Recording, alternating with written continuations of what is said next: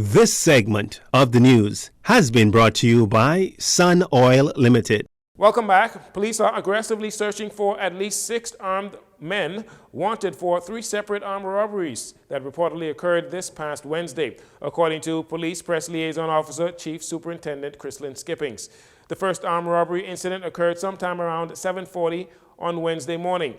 An eatery in the Palmdale area was robbed by 3 men, all of whom were allegedly armed with handguns and dressed in dark clothing.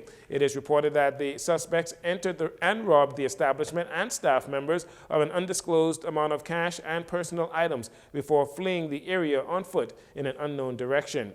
Nearly 3 hours later, another eatery was robbed. 2 males shortly after 10 a.m. robbed a mobile eatery in the Western District of New Providence of an undetermined amount of cash, as well as a staff member's gray Toyota Ram truck, license plate 5277. Then shortly before 7 p.m., a business establishment on Blue Hill Road South was robbed by a male wearing dark clothing.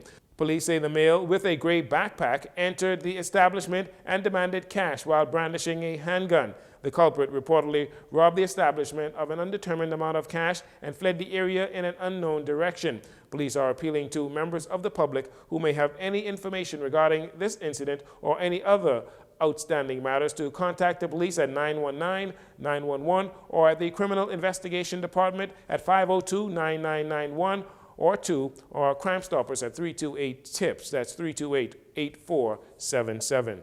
Lincoln Bain, leader of the Coalition of Independents, and 8 of his supporters have been charged in the magistrate's court following a protest in Parliament Square on Wednesday morning. Mr. Bain and his supporters were protesting immigration laws and attempted to hand out amended drafts to the Nationality Act to members of Parliament, which prevents illegal immigrants coming to the Bahamas and getting status. But Mr. Bain and his supporters were subsequently arrested. Mr. Bain, along with Mario Bain, Rakino Seymour, George Griffin, Travis Bodie, Conroy Ingram, and Charlotte Green, were all charged with unlawful assembly and obstruction when they appeared before Magistrate Samuel McKinney. Further, Seymour was charged with assaulting a police officer, resisting arrest, and disorderly behavior. Meanwhile, Kara Ellis was also charged with obstructing Assistant Commissioner of Police P.K. Barnaby by standing in front of a moving police vehicle. And Leandra Sands was charged with assaulting a corporal. All of the accused pleaded not guilty to the charges, and the group was granted bail in the amount of $1,500 each. They returned to court on December 1st for trial. And finally, in December of 2020, then Minister of Agriculture Michael Pintard advised that by 2022, there will be a ban on the export of conch from the Bahamas. And in May of this year, Prime Minister Philip Davis announced the formal prohibition of the export of conch in commercial quantities. The decision may be based on a study from 2019 that revealed a significant depletion of the queen conch population. Since then, there have been widespread public debate about conch sustainability and its protection. Jcn News had the opportunity to ask Dr. Krista Sherman, PhD, who is a marine biologist, if she thinks it is a good idea to introduce a conch season similar to the lobster and grouper seasons to prevent a further depletion of our conch supply. However, she is uncertain if such a move would make a difference. This has come up before. So obviously conch are extremely important in the Bahamas. Everybody loves conch for the most part.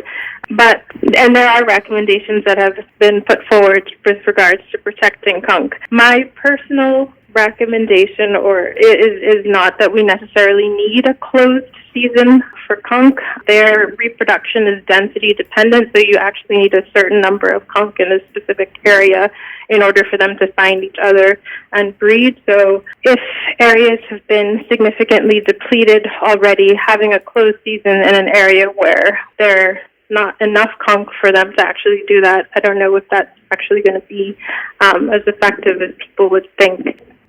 As opposed to a closed season for conch, Dr. Sherman, who led a team from the Perry Institute for Marine Science on a recent 9-year study that identified the decline in parrotfish numbers and sizes in the Bahamas, and who is recommending the government consider placing a ban on commercial parrot fishing in an attempt to promote healthy reef systems, made the following suggestions in regards to achieving a sustainable conch population. I would encourage people instead to look at the recommendations for having a lip thickness measurement of conch, which is more specific and less arbitrary than a flared lip, since we know what that is, and having that be something that we consider moving forward, as well as, using marine protected areas. And I know there's going to be a reduction, if not already, of the amount of conch that's exported for the country. So I think those are, in my opinion, some of the more viable options.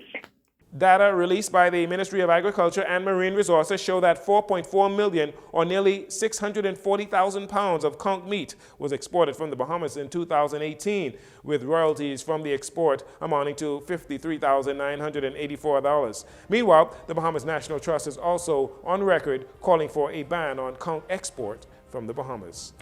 And that'll do it for your JCN Evening News. Once again, I'm Jarino Saunders. Thanks so much for joining us. This segment of the news has been brought to you by Sun Oil Limited.